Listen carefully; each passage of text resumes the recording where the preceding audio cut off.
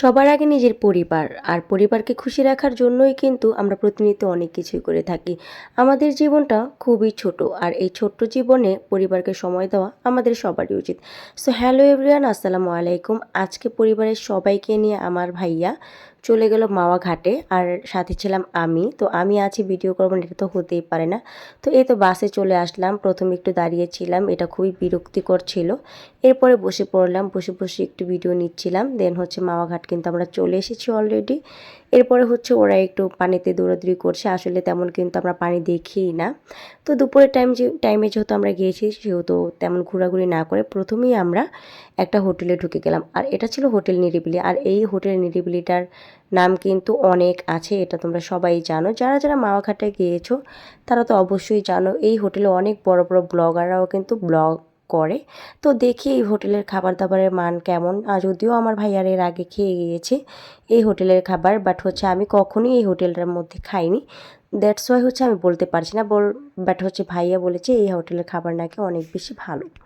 তো আমরা এখানে মাছ নিয়ে নিলাম। আর এখানে মাছটা যেহেতু পরিষ্কার করতেছে, আমি এখানে দেখতে গিয়েছিলাম যে কী কী হচ্ছে ওনাদের আইটেম আছে, ভর্তার আইটেমে কী কী আছে, ভাতটা গরম আছে কিনা সবগুলো দেখে আসলাম। আর এইখানে কিন্তু খুব সুন্দর করে আমাদের মাছগুলো ভাজা হচ্ছে, আর দেখেন কতটা লোভনীয় লাগছে।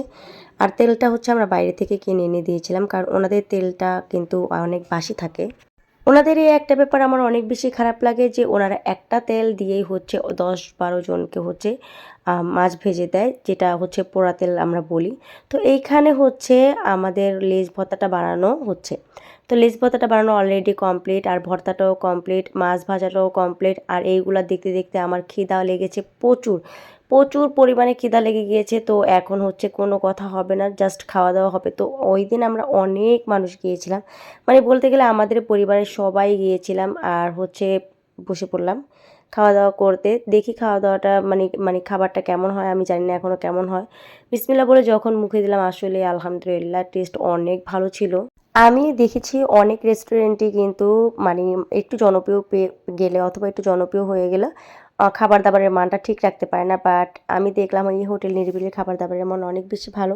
তো আলহামদুলিল্লাহ পেট ভরে খেয়ে মন ভরে খেয়ে আমরা আবার একটু হাঁটতে চলে আসলাম। এই দেখেন আমার কুটুস বুড়িটা একটু হাঁটাহাঁটি করছে। আর এই ব্লগটা কিন্তু আপনারা অলরেডি দেখে ফেলেছেন, আর এই ভিডিওটা।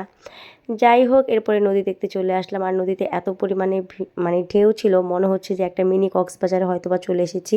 তারপরে এখান থেকে আমরা একটু সরিষা বাগানে গেলাম, ফ্যামিলি সবাই একটু ফটো টটো তুললাম সবাই মিলে একসাথে। তো বিকাল হয়ে গিয়েছে যেহেতু ঝালমুড়ি, তারপর হচ্ছে আপনার এখানে চানাচুর ভর্তা ছিল। বাট চানাচুরটা কিন্তু একটুখানিও মজা ছিল না, আমার কাছে একটু ভালো লাগেনি। তো এরপরে আর কি বাচ্চাদের নিয়ে ঘুরতে চলে আসলাম নাগরদোলা। এরপরে এইটা কিন্তু পাশে, হ্যাঁ মাওয়ার পাশে কিন্তু এই হচ্ছে মেলাটা বসে। আর হচ্ছে এই রাইডগুলো আছে, আপনারা যারা যারা বাচ্চাদের নিয়ে যেতে চান আমার মনে হয় বাচ্চারা অনেক বেশি এনজয় করবে। আমাদের বাচ্চারা তো অনেক বেশি এনজয় করেছে।